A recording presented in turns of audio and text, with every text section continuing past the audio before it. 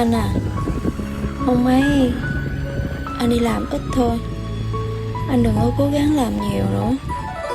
Em thấy anh làm vậy á, em xót quá. Hay là anh ở nhà, anh nói không đi, để em đi livestream á, kiếm tiền em nuôi anh cho. Anh đừng đi làm gì nữa hết trơn á. Ở nhà đi, em năn nỉ anh luôn á. Được không anh? Anh đừng có đi làm nữa.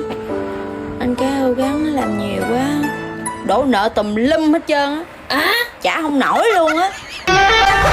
Báo không à, ăn xong rồi báo, ăn xong rồi báo không à. Bày đặt kinh doanh, đổ nợ tùm lum, báo không. Ở nhà giùm tôi cái đi ông nội. Trời đất ơi á.